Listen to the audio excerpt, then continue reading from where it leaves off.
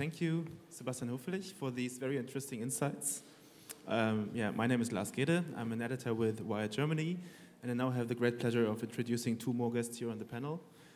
To my left, very far away, is Paulin Dementhon. He's the CEO and founder of Drivy. Drivy is the European leader when it comes to peer-to-peer car sharing, with 36,000 cars and 800,000 users in France, Germany, and Spain, I believe.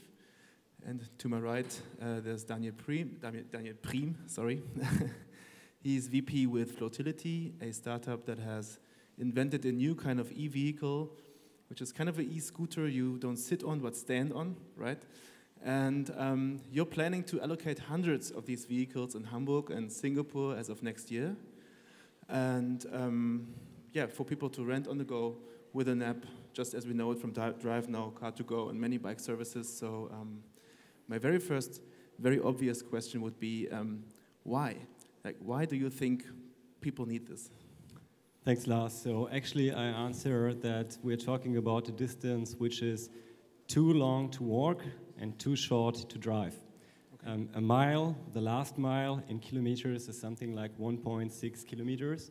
So we are really talking about the very short distance mobility, transport in an urban environment.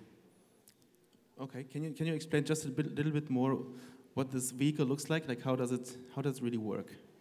We are in a new kind of category, which makes it difficult to explain. There will be a new term next year from the European Union called PLEV, which stands for Personal Light Electrical Vehicle. Right now, I tell people we have an electrical scooter. They ask me, is it like a Vespa? I say, no, a kickboard. So you see, we're having problems being in a new industry, in a new category, but I think you have a feeling what we're talking about. So typically, the very young children so far, they use this kickboard more often than a bicycle, and of course ours will be electrical powered. And another help, and that's why I'm happy Sebastian is here, we explain that we're doing the same thing DriveNow and Car2Go is doing, so we won't have a station-based sharing, we will have a free float, because I think free float is the way to go. Okay. Okay. Thank you. So next question would be to Paulin. When you hear this, so there's another new provider in the market for shared vehicles. There are so many others already. Is that something you enjoy, or is it something that troubles you because it means more competition in the market? Well, it's definitely something we love to see, new concepts, because I do believe that in 5 to 10 years, like, everyone owning his own car and only using one car will be remembered as a part of history. And for this to happen, we need complementary services to work together so that it gets much more convenient to use mobility apps rather than own your own means of transportation. So at Drivy, we are growing very fast, but of course we need all the other modes of transportation, all the other new apps for these to work together and together to make something that gives you a much higher level of service. Okay. And Sebastian, if you hear of these things, or like sitting next to these two, do you think about competition, or do you see room for opportunity, room for cooperation in the future, possible room? This is definitely room for cooperation, because when we started in 2011, we said, okay, we have to be fast, we have to occupy all these cities, and we have to be the first mover, build up a castle so that no one can get in. What we learned over the last 4 years is that the opposite is true. The more players you have in the market, the more possibilities the different customers have, and the more possibilities the customers have, the more the likelihood is that they think of getting rid of their own car. And so at the end, everyone in the sharing business will profit from that. Okay. Do you have any specific ideas what that cooperation might look like? Let's just brainstorm for a minute. It doesn't have to be a cooperation like classical cooperation between companies, because the user chooses anyhow. What we do see, for example, that we have a lot of customers who are not only customers of us, but also customers of station-based services, of other free-floating services, and it's their special individual model split they are choosing. So not the customer or not the businesses are cooperating, but the customers are linking all these businesses together and creating their own mobility mix. Maybe I can add something on that. So I think in the future I will be my best customer, because what I'm doing right now, if I want to ride, and I live in Hamburg, I use DriveNow frequently. Sometimes the situation, the car is far away. So I use my own bicycle to drive to the DriveNow car and leave the bicycle there. So we hope to see the e-floater as one option to float to your car, DriveNow or Car2Go. Right now the scenario would be you leave the floater on site, but it could also be something like you open your trunk in an i3, unfold the e-floater, put it in, it's loaded, and then you continue your journey. That could be something. Absolutely. So you're right, but we could already start that kind of behavior or offer that kind of solution. Absolutely. If this is a convenient way of having another mode of transport, absolutely supported. Okay. One thing you all have in common to some extent is you want to offer people an alternative to using their own car or even owning their own cars. But when you look at the numbers, the number of cars has actually been rising constantly in Germany. We have 44 million cars in Germany right now. So some things do not really work so well yet. What are the main challenges you're facing running a business? Is it the framework your business is running in? Is it technical obstacles? Is it regulatory difficulties? Or is it still the mindset of people that just love their own car so much? What do you think? Well, I mean, the fact that car sharing has been existing and has been around for a long time, and that it's still a minor share of the mobility is why we have this take at Drivy of doing a marketplace. It's mostly a question of scale, and the whole interest of doing a marketplace is that you can acquire supply much faster than when you own it and have to negotiate with the parking. So on Drivy, we have about 150 cars signing up every day, so like 3 big rental agencies. And I think, I mean, the marketplace approach, if you look at BlaBlaCar, if you look at Uber, is something that can scale much faster. So that answers to the need to take it to another level.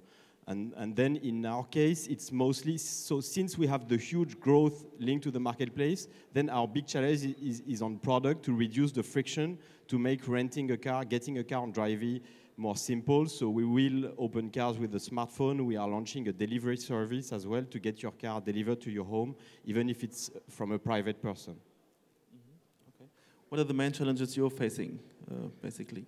In the beginning, it's often about convincing people, and not only about convincing customers. You have to explain, of course, the concept, how does it work with fueling the car, with insurance, and so on. But it's often also about convincing the cities. And especially when we started in 2011, this was a major thing, because when we went to the city of Munich and said, okay, we would like to start with 300 cars here, then they said, guys, we already have a parking problem. Now you're entering with another 300 cars. And we said, yeah, but we believe that people are getting rid of our cars, their own cars. And so this in total would be a good effect. And it now took us 4 years of time and independent research to convince all these cities that this is a good idea. And still, with new cities, we face the same challenges. But as I said in my presentation, what we see at the moment is a lot of different movements which are walking in our direction. And so at the moment, I clearly see more chances than risks. Okay. Well, speaking of having to convince cities, how did you convince Hamburg and Singapore that your little devices will be everywhere and they're okay with it?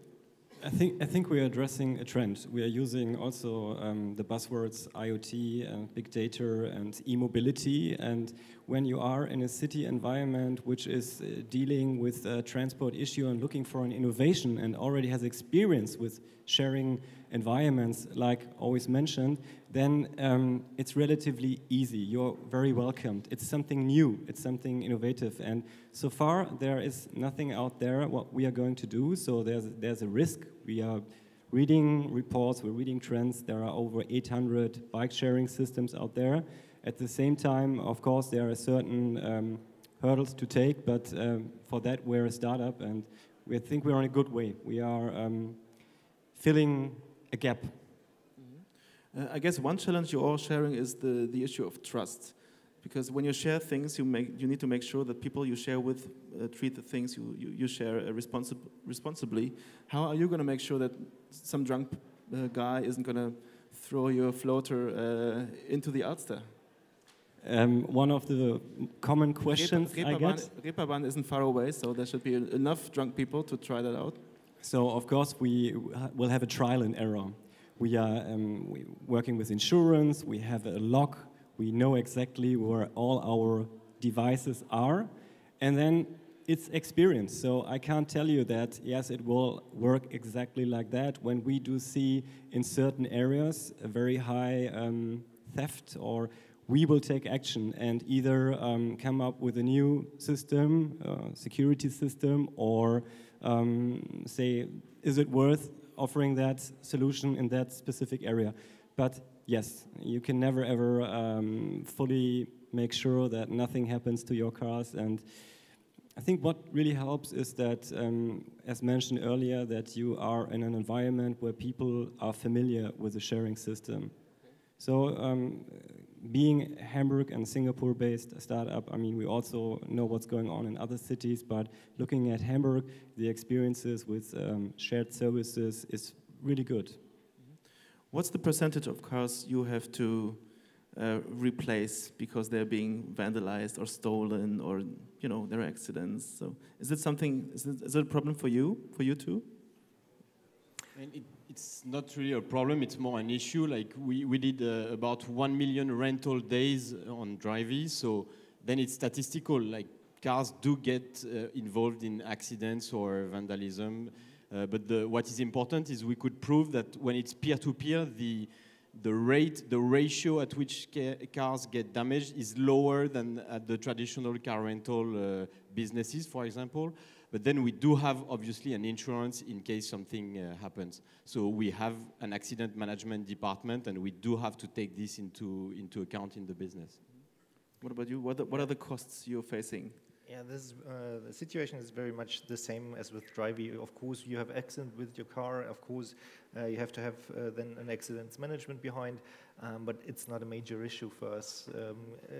Indeed, people are very loving our cars, and we often have the situation that someone is calling our call center.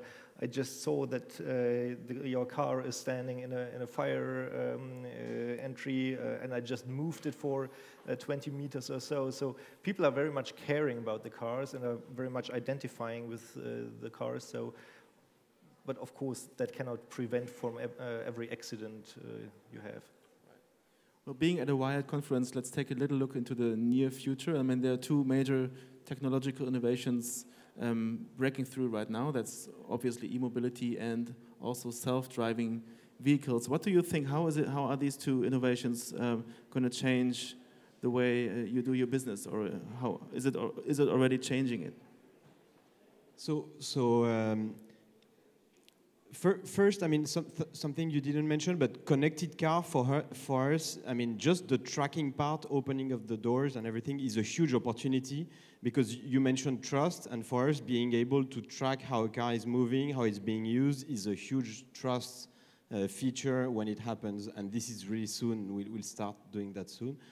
And then, of course, autonomous cars is a huge question mark, because there will be a convergence between the rental market and the ride market. Today, a ride is go from A to B, so it could be DriveNow, Uber, BlaBlaCar, depending on the length. And the rental is different, is buying some time. And of course, when you have autonomous car, all this can be combined, and then who does what, which marketplace does what, is a question mark. And so the goal for us is it's really a matter of speed, getting millions of customers on a specific use case to be then in the next battle to be relevant. Mm-hmm. And are the DriveNow cars going to come to me very soon? What is your perspective on that? I do not have a better glass bowl than everyone else. I do not know how fast fully autonomous cars are coming to market. What I do see is that electric mobility clearly is a point, because by the end of the year, 20% of our fleet will be fully electric. This is a huge step for us because often the charging infrastructure in the city is not necessarily sufficient to cater for that fleet. And we closely work together with cities like Hamburg or Munich or Berlin to increase the charging infrastructure, because we see that 20% fleet share as an investment from our side, and then of course we are sharing data with the cities, similar to the gas stations the colleague just mentioned, where to build the next charging infrastructure, which is also very investment heavy, and so you have to clearly know where you have to build these infrastructures. When you look at how cities evolved in the past, in the history, they always evolved along the paths where the processes people went from A to B. They always evolved along the means of transportation they used.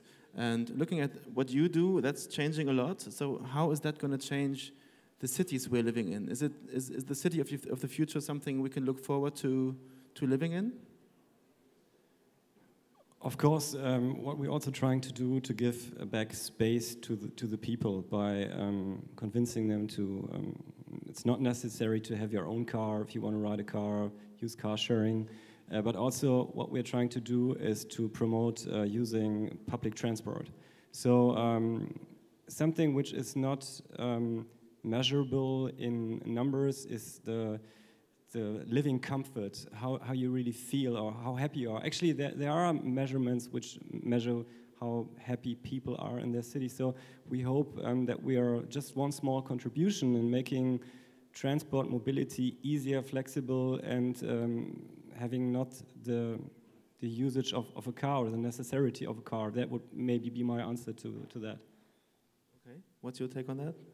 Well, I think it will be more than what you're doing, it will be more than a small contribution. I mean, the aggression you get from the noise and the movement of transportation is amazing. Like, we moved the Drivy office from 2 months ago from a normal street side area to some place where there is no car. It's pedestrian area in Paris, the headquarters.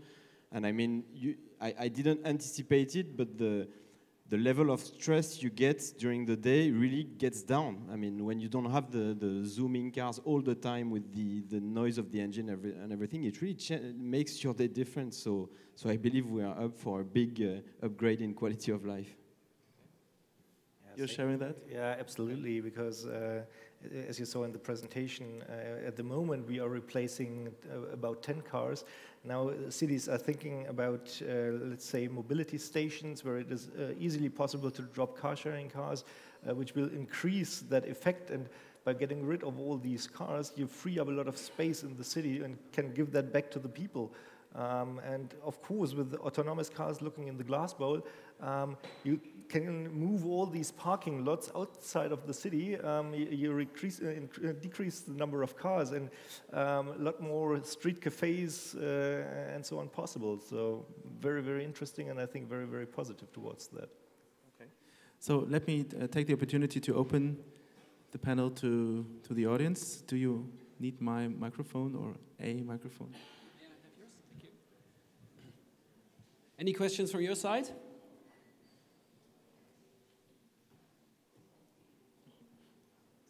There's one question from Holger.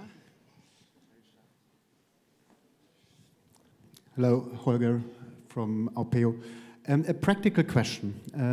Daniel, Floatility, I know the concept, the system very well, and you guys kicked off, I think, in Singapore. But I mean, looking outside and knowing now that we are in the German winter, right? I mean, what is your idea to support a system like Floatility in an area like Northern Europe where you have a lot of bad weather, etc.? So sometimes we're asked, why are we in Hamburg and Singapore? Honestly, because we have personal roots to both cities. But another good point is, as mentioned, in Singapore we are in the tropics. We have sun, hot weather, humidity, and in Hamburg representing the cold zone. So we did that also on purpose by saying it's a challenge for us, but if we can prove that it works in both cities. So the other day when it was snowing in Hamburg, my colleagues and I went out and you could see the lane while driving. It's chilly, you need to be dressed warm. Right now we're in the testing phase, nothing I can answer right now, but that's part of why we're doing it in Hamburg and Singapore on purpose. So we'll see by the end of next year.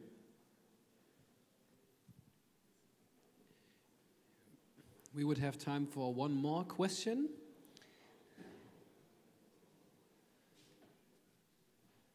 Please mention your name. Danke. I have a question to Drivy, because one big advantage from DriveNow, for example, is that I don't need anybody else. I just go there, open the car. So when I use Drivy, I still need to meet a person, isn't it? So I need to meet a person who gives me his car, then I sign a contract on the smartphone, and then the person leaves and I have the car. How do you deal with this big advantage that I just can open a DriveNow car without needing anybody else? So first, the Drivy use case is different. Today, the average rental duration is around 3 days, and for DriveNow, I think it's around 30 minutes. So for 3 days, you can afford to meet someone. And then we have two options ahead if you want to improve. First, the human-powered one. So we are doing a delivery service where you get the car delivered at home. So that's quite convenient because you can wait at home. And the other one is we are also going to let people open cars with a smartphone, meaning we will have some hardware in some cars that will let you open the doors with the smartphone. And we'll try both approaches, even combining them. So deliver a car and leave it, and then that you can open later on with your smartphone. And we'll see how it develops. Okay, thank you very much. I think it's time for lunch now. Thank you very much again for you and your time, and enjoy the rest of the event.